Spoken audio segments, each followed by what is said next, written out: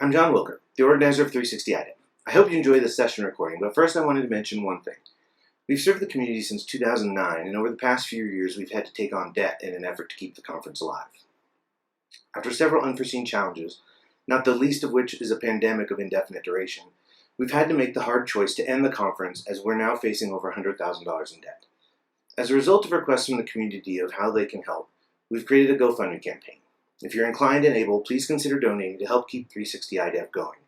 The QR code after this will link you to the campaign. Thank you. Enjoy the recording.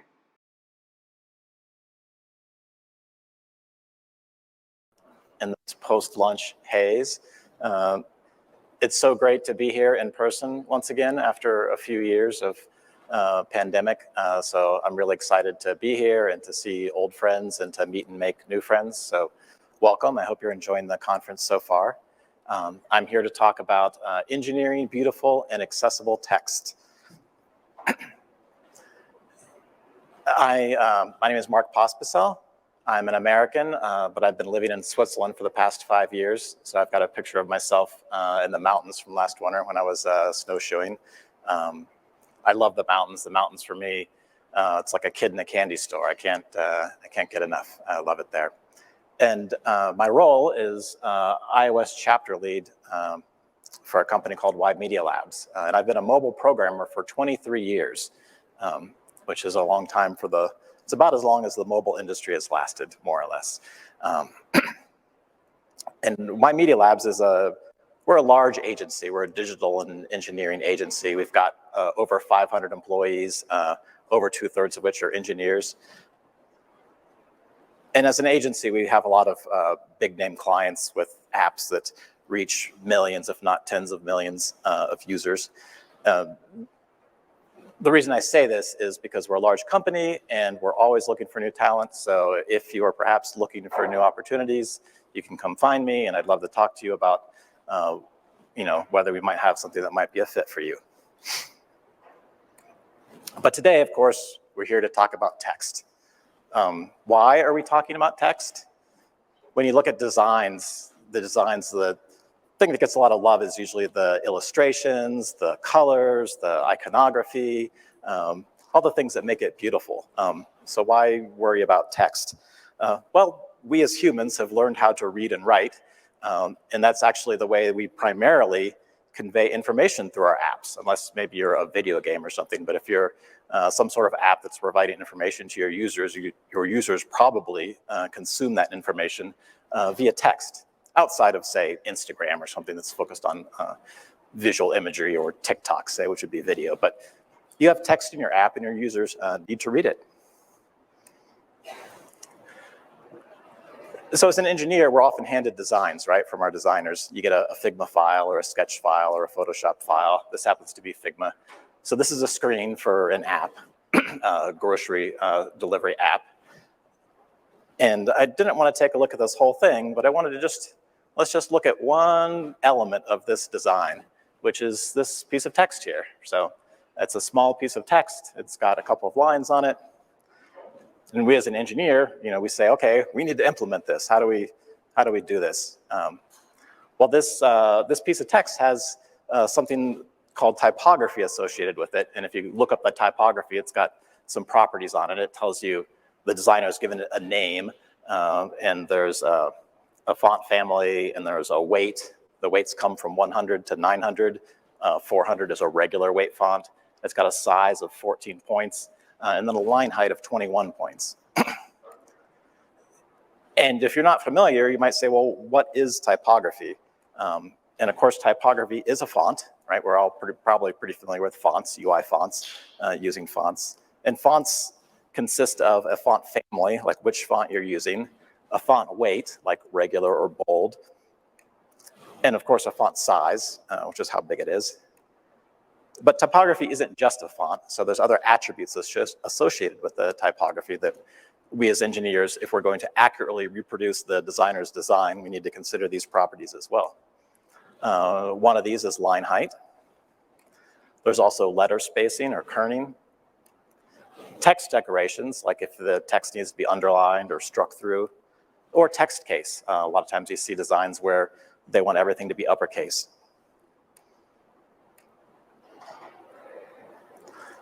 And so if you look in Figma, and you go to the inspector panel on the right, usually, depending on your designs, you'll see something called text styles, which will be the typographies that the designer has created. And they'll be sort of categorized. So our case was like app body small. So you'd see the app as sort of a top level folder you could expand, and then you can expand that and dig in. And then there's a body category in there, and you can expand that and see the different fonts they had in there. And the one that we were looking at was the small, which is defined as like that 14-point font with the 21-point line height. And you can click on the little slider toggle there and see some more information. So you get the edit panel. And that, again, tells you the name of the font. Interestingly, now it's showing the weight is regular instead of 400, but they're the same thing. And it shows you the line height. And there's 3 dots there, so you can actually click that open for some more information. And it will then reveal additional properties about this typography. And this isn't even getting into the details, which I guess presumably could reveal even more about this typography. But the point is that typography can have many properties. And in my experience as a developer and overlooking implementations of user interfaces, it's been my experience that line height is often overlooked. It's just something that gets missed. And the reason it gets overlooked is because it's not easy to implement on iOS. On Android, with the new Jetpack Compose, it's very easy. You just say what line height you want, and you get it. But alas, on iOS, it is not yet that easy to do. And you might say, well, so what if line height gets overlooked? Big deal. Well, one reason that it matters is because of aesthetics. Your designer presumably crafted this typography, and part of that typography is the line height. So they wanted it to look a certain way. And if you don't do your job and implement the line height, then you're failing your designers and your clients, perhaps.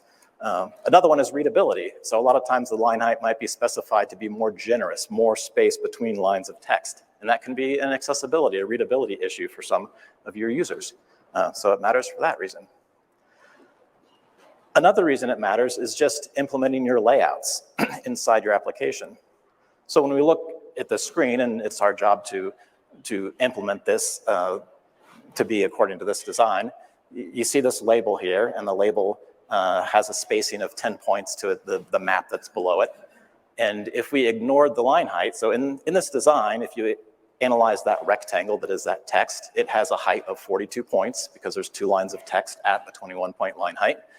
But if you just go ahead and say, I'm going to use a Nunita Sans 14-point font and put a label on there, it's actually about 38 points tall instead of 42. And then either your design is off, or if you want to get the design right in your code, then you have to start fudging around and say, well, it was supposed to be 42, but it's really 38, and then I have to divide that by 2 because half of that would be the margin to the bottom. So then maybe I have to have 12 points in between this label and the piece of text there. Which is not sustainable, right? You can't do this and deliver apps at scale with accurate implementations of your designers' designs like that. So how do we achieve line height then? Well, Figma will actually give you a clue as to how this is done. If you select this label and then you go into the inspector panel, it'll generate some handy code for you on iOS. And so it'll declare the label for you and set a frame. You can see it's setting the font to be that Nunita Sans font with the size of 14. But then in the bottom, you see how they're doing it. They declare a paragraph style, and then they have a paragraph style, and they set a property called line height multiple.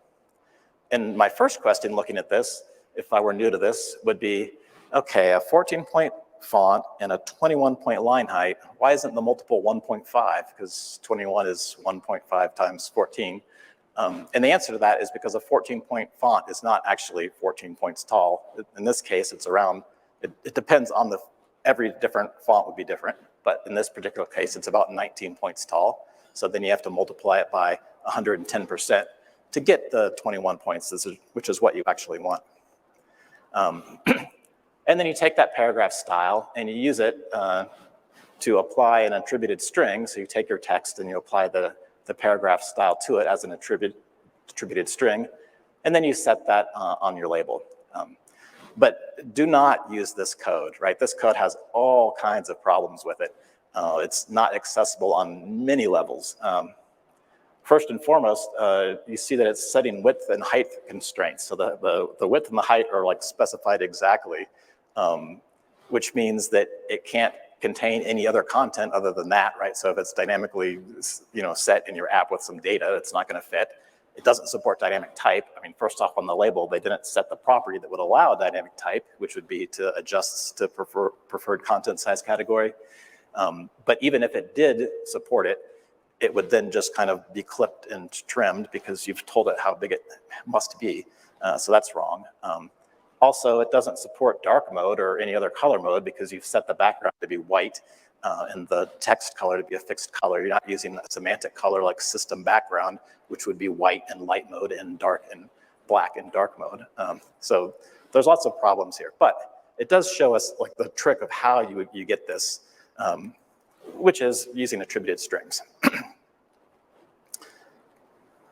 But using attributed strings, for every single label and button and text field and text view in your app, it's going to be a pain in the butt, right?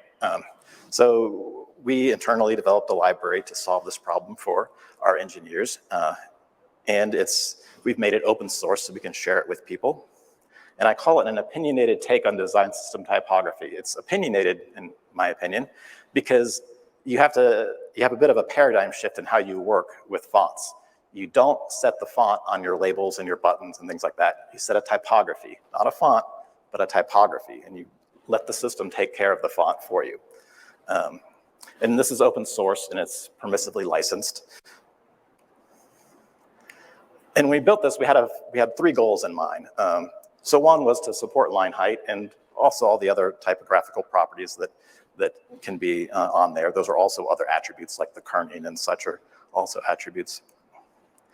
And while doing so, we thought this would be a great opportunity to sneak in accessibility support for as many things as we can. So there's support for dynamic type scaling and also for the accessibility bold text feature on custom fonts. And the last bit is actually quite difficult to achieve for custom fonts. And we wanted to make it just really quick to take a design and render it in code because you just grab those little rectangles in the design and you set up the padding and the spacing and you assemble them into stack views essentially, and then they will work. And this is how it sort of looks like. So for that font that we looked at in that example, you would declare it sort of like this. You would declare a typography object and you tell it what font, the font family, you tell it the weight and the font size and the height. And then when you want to use it, it looks like that. So you just declare a label and you pass it the typography. And then this thing is going to support dynamic type. It's going to support accessibility bold text. It's going to be sized at the normal default size. It will be that 21-point height per line of code that you had, but yet it will grow or shrink based on the user's settings. So this library supports dynamic type, giving you design accurate line height for your items, and including that like intrinsic content size. So like your labels and your buttons and your text fields, they just know how big they're supposed to be. You don't have, if you set the typography right, it will just magically equal the size that it is in the design without you having to do anything else to it. And it's got proportional line height scaling. So for example, in that case of the 14-point font with the 21-point line height, if you told it, say, scale up to 2x, right? So it was going to be scaling up twice as big and giving you a 28-point font. The line height would also be proportionally doubled as well to 42 points, so that regardless of how big it is, the proportional amount of the line height remains constant. And as I mentioned, you get accessibility bold text support for custom fonts, which is interesting because in that case of that Nunita Sans regular font, if you had the accessibility bold text feature turned on, it would actually load a Nunita Sans medium weight font. Of course, you have to include that in your package, right? But it's smart enough to figure out which other font file it should be loading instead if that accessibility flag is turned on. In addition to that, it supports letter spacing and text case and text decoration. And you can set the maximum scaling by either point size or scale factor. And we're adding more properties as we go along. And it comes in, we support all the basic UI elements that support text. So there's a label, there's a button, there's a text field, there's a text view that all take these typographies, in their initializer, or you can set them, at runtime and dynamically change them. And the way this kind of works, like I said, you set the typography and not the font. You set the typography, and then at runtime, it uses the current UI trait collection, like what your dynamic type size is and what your accessibility bold text is. And so it uses the current one. But you can also set it, and that means that at unit test time, you can actually run tests over all 13 different dynamic type sizes and the accessibility bold text flag enabled or disabled. So you can have like 26 different combinations, and you can run unit tests on your controls and make sure they're behaving the way that you think they're behaving. Like if you told it, don't scale up past this size, does it really obey that? You can unit test all these things. Now I wish I had time to show you some of these unit tests. We did this yesterday in my workshop, but if you're interested, come find me. I'll be around all week, and I'd be happy to show you. But regardless of this library that we have out there, how do we make text accessible to our users? Well, one of the easy ways is by putting accessibility labels on it, right? Addressing voiceover, because our users might not even be able to see the text that we have. They might have to hear it instead. And of course, out of the box, UI kit is great. UI label and the other controls have support for accessibility built in. By default, it will read out the text that is displayed on that control for voiceover, so that's already great. So more or less out of the box, it's gonna have some level of voiceover support. You can also add accessibility hints on there, so additional text that might be useful for explaining something that a sighted user would understand from the relative position of controls or other icons on the screen. You can provide additional information in terms of accessibility hints. You can also change what you read out. So here I'm looking at this little label at the bottom, and I think that might be read out something along the lines of delivery 1/4, 2 p.m. minus 3 p.m. or something like that. And you as an engineer can say, well, that's not quite right. We know that this label is displaying date and time information. So for your accessibility label, you can format a different string to be set as the accessibility label and read out, January 4th from 2 p.m. to 3 p.m. or whatnot. And there's other things you can do as well, like grouping these things in logical units that make sense so that the user doesn't have to swipe over every single piece of text. Rob Whitaker did a really great job yesterday in his accessibility workshop covering the many different options that you can use for using voiceover properly. Of course, supporting dynamic type. Dynamic type has been out for a long time now. I don't think we really have any excuses for not supporting it across our apps. It's hard to get the designs right to make sure that things don't overflow properly. I get that. But really, this is probably one of the #1 things that you could do. You can support the accessibility bold text. So the dynamic type is how large of a font you're using. The bold text is how heavy of a font, right? So sometimes you just need the strokes to be thicker, not necessarily larger, in order to perceive them. Color can make your text accessible. WCAG has standards on what are the sort of minimum amount of contrast between a foreground and a background color, and what that's required to meet certain accessibility standards. There's been a time where it's really popular among certain design circles to have like a medium gray text against a light gray background, and that might look cool if you can see it, but a lot of people won't be able to see it or read it. And WCAG gives us a tool for calculating this, which is really great for us as engineers because we might have like opinions on colors or whether they look nice, but if we can turn this into numbers, then we can do things on it and act on it accordingly.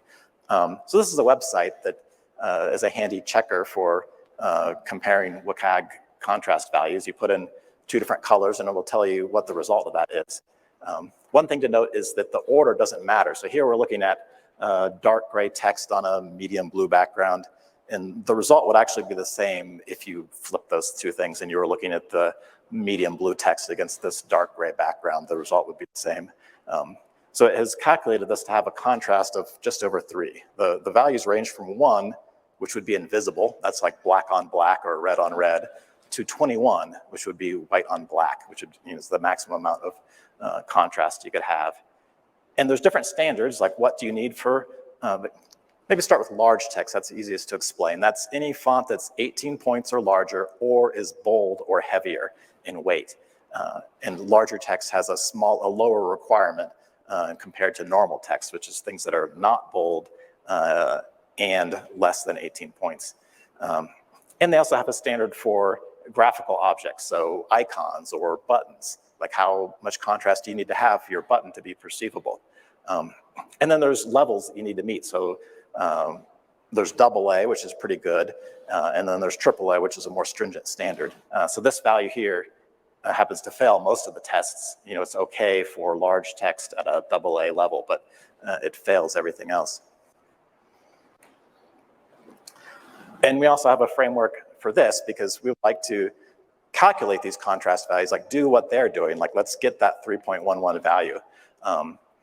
So we wrote an extension on UI color, which you would pass it another color, and it will tell you more or less, it'll tell you whether it passes that test or not. So you say, what's the other color? Am I looking at normal text or large text or the graphical object? And then you say, do I want to do AA or AAA?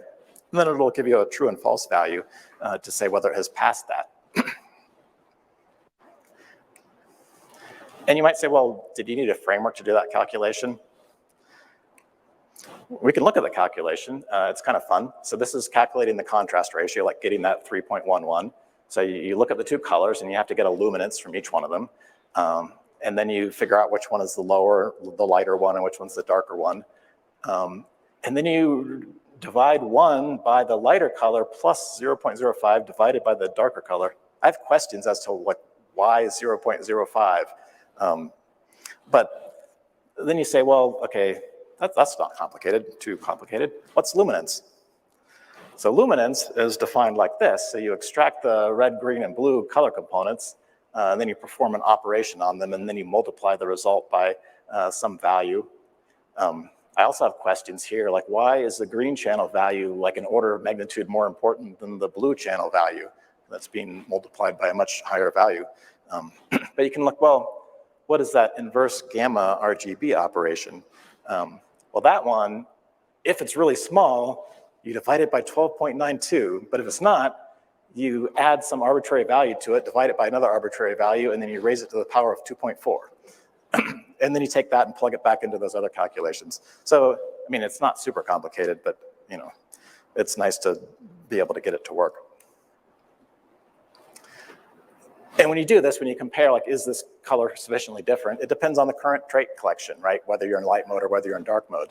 But you can set this, and that means that, again, we can unit test across light mode, dark mode, regular, increased contrast modes without having to have the simulator set into any certain mode, right? We can test all of these modes at once.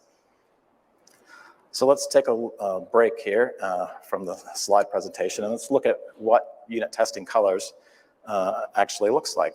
So we'll switch to Xcode, and I have to switch to colors. Okay, so I have an XC test case here, and I have a bunch of color pairs I want to look at. Let's look at Apple's colors, right? Apple provides a lot of semantic coloring, so they provide a label color, and they provide a system background. So we're going to test that label color against their primary, secondary, and tertiary backgrounds, and we'll test their secondary label color against the same 3 backgrounds. Then we'll even test their tertiary colors against those same 3 backgrounds. So we'll check 9 sets of colors and see how they do. And then we're going to set up the color spaces that we want to examine. So this first thing, that's light mode. Then the next one is light mode with increased contrast, and then dark mode increased contrast. And then we can write a unit test that's pretty simple. The most complicated thing about this test is actually the messaging that I want when it fails. If you didn't care about the messaging, it would be a lot smaller. But we're basically looping through all the different color modes and then iterating through the colors. And then you say resolve the color with those traits. That actually gives you an exact RGB value. So system background under dark mode would give you, black, 0, 0, 0, 0. And then we do this is sufficient contrast. calculation.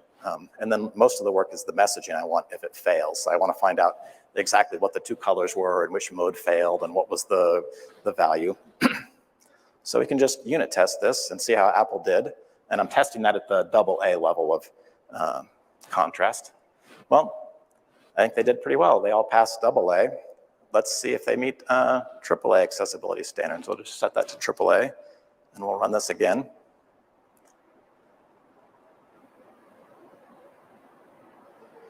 And they meet the WCAG AAA standard as well, so that's good.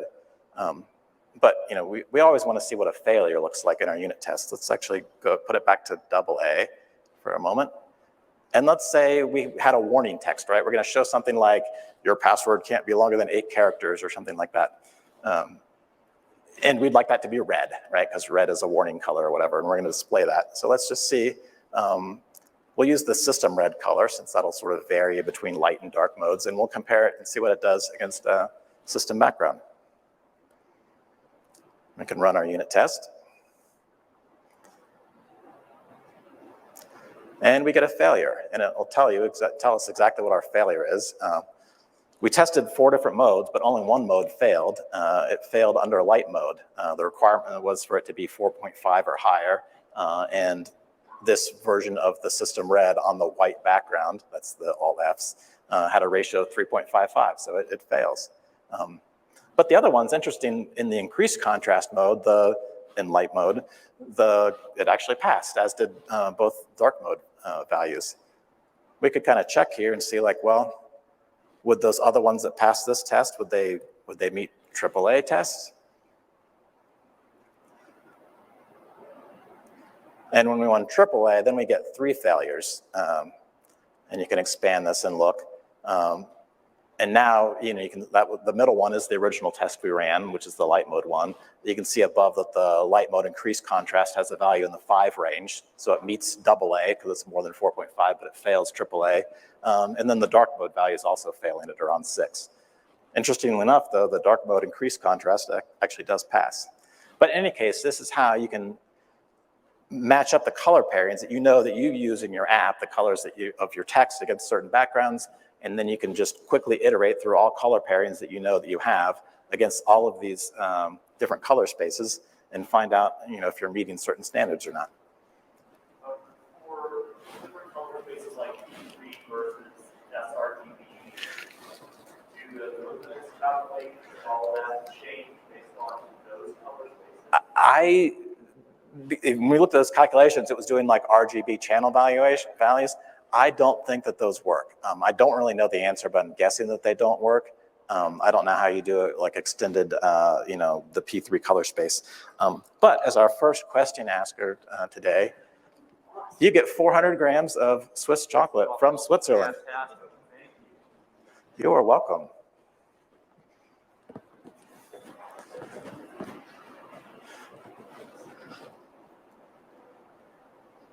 All right, we'll go back to the presentation. So we talked about WCAG for color to make things accessible. And then, apart from making sure that the colors you have are WCAG compatible to hopefully a AA standard or higher, supporting dark mode in your app is a way to make your text accessible. Some users will need the dark background with the light text against it in order to perceive that properly. So, definitely think about having dark mode. And then within light mode or dark mode, having an increased contrast color mode where you can provide even higher contrast between your colors. Maybe you will want to think about meeting the AA standard in regular mode and aiming for the AAA standard in an increased contrast mode. But this will also make your text more accessible. Okay, and then, so we've talked a lot about different accessibility things. And if you can take away 2 things from my talk today, one would be that to never constrain the width or height of any view that contains text. If you have width or height constraints, that's for graphical elements like an icon, or setting maybe minimum things to make sure that things meet a minimum tap target, but not a maximum. And we have this because we don't know what our users' device sizes are. Their screens might be narrower than we think. We don't know the device orientation that they're going to have. They may be wanting to use landscape. We don't know necessarily what localization they have. Some localizations are more verbose than other ones. We don't know what dynamic type setting that they would like to set their device on. And so all these together means that you basically can never know how big the text is going to be. So don't constrain it. And you have to be careful of direct and indirect constraints. So you might say, oh, I never set a height constraint on my view, so therefore I'm good. But a lot of times when people place a label somewhere, they mistake like vertically centering it, like setting a center Y constraint, and they'll do that by just anchoring the top and the bottom to its super view, because that will, actually end up making it centered vertically. But if that super view has a constraint to its height, then you've just imposed a height constraint on that, subview that it has. So, there's more things to pay attention to and be conscious of than just straight out width or height constraints on a label or button. And the other thing I'd like you to take away is that when you're designing your apps and putting text in there, every full screen view, I should have a sort of, I'm trying to think of the word, not contingency, a disclaimer on this, which is every full screen view that has text in it. If it's just an image, you're fine. But if your full screen view contains text in there somewhere, it ought to be a scroll view. And you might think like, oh, well, I've got this view and it's only got like one piece of text on it. It's gonna fit under all conditions.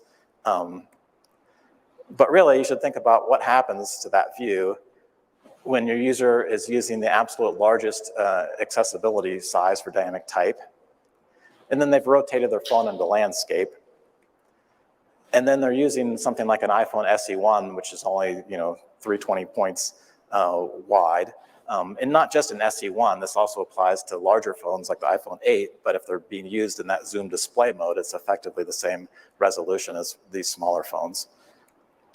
And then it might be localized into a verbose language so that that text is even bigger than you thought that it was going to be. And then, what if they have the keyboard up, right? That covers half the screen at least anyway. So, really everything needs to be a scroll view if it contains text. And that's it. Thank you for your time and attention today. I'm ready for questions. Yes? You showed Figma story. Any way to close the loop back with goal and library back to designers easily without having to pull all colors into your unit tests? Excellent question. So I had forgotten to repeat the first question to our live stream audience. So if you, right, there's a way to provide feedback to the designers from the results of those unit tests, maybe without having to pull all those things into your code. We're working on that. One way is to use automation, right? So there's things like different Figma plugins that work with Amazon style dictionary, so you can export the tokens and you can, you still have to get the things into your code, but you can automate the process of you getting all the colors from the design by exporting those as tokens and then consuming those tokens in your app. Not necessarily your app, your package or whatever it is, your piece of code that has the unit tests on it. Oh, and for being our second question asker of the day, you also get chocolate. Really, there's also Figma plugins that will do these calculations for you, right? Your designers should be doing this for you, but this is just to, in case they don't or they somehow miss it. I don't know. Maybe I should trust my designers. I just don't. So I really like running unit tests on things. Yes? Does the typography define that we can find in why matter type allow us, or does it play well with attributed strings? Excellent question. The question was whether why matter type plays well with attributed strings, because of course we have attributed strings in our apps, right? You have like, by registering, you agree to our terms of condition and privacy policy, right? And you want an underline on those things, or maybe you just want something red. In short, the answer is yes, it does. So it basically extracts the raw string and what the attributes you put on it, applies all the attributes that it needs, the paragraph style and stuff to the entire string, and then reapplies the specific substring attributes on it. But there is a catch, which is that if you did something like, I want this piece of text to be bold, when you use the attributed string, you can't use a typography with that little bold you wanted. You also get chocolate. I will say, though, that this is the last chocolate. So the fourth question does not get a chocolate, unfortunately. But so if you set a certain font, like to have that font be bold, have a certain word in your string be bold, that works also. But what you need to do is in your view, you have to register for trait collection did change. And in that, we have a convenient method that says, like, there's a method that Apple has called, I think it's called like has color difference or something like that, where it'll tell you if two different trait collections have a difference in color. We have one called has different font appearance. And if that is true, you would basically want to reapply that attributed string. So I would just put that method that bolds that one word or whatever.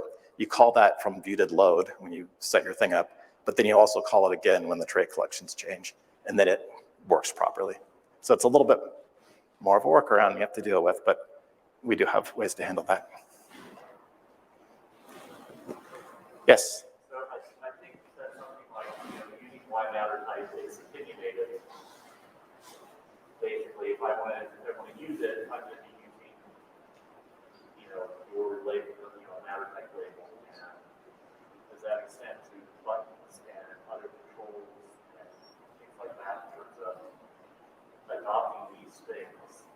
I'm going to be using a subclass or a different. Yeah, so right, you are using a subclass, right? So a subclass is for UI label, UI button, UI text field, UI text view. And we don't have Swift UI yet, but we're working on that. So like text is sort of the next thing to handle. But yes, then if you already have your own button subclasses that derive from UI button, then you would have to derive them from typography button instead or something like that. So there is something you have to work with. But to me, like the opinionated part is not so much that, but the fact that you have to let go of setting the font and set the typography instead. So it's sort of a different way of looking at rendering text. Yes? Yes. Do I know if adding Swift UI support looks like? I'm still figuring it out, but the first thing that I'd tackle is text, right? Which is like the UI label, correlative. I would probably make my own structure. Text is a struct, so I can't subclass it, but I make another text that another struct that you would replace with it. So I would probably make a typography text, and then I would hope to basically support all of the functionality that text has, but make sure that when that's rendered, it does so with the correct line height and respecting the typography. I'm a little worried because I think that I don't know how Swift UI notifies you about things like the accessibility, the basically trait collection changes. So I haven't solved that problem yet of how we're going to be notified of that. In any case, I thank you for your time and attention. Thank you for spending 45 minutes with me, and I'll be around all week. So if you have additional questions or thoughts, comments, whatever. Also, if you would like more chocolate, you can find me on other days, and I may have chocolate for you. But thank you.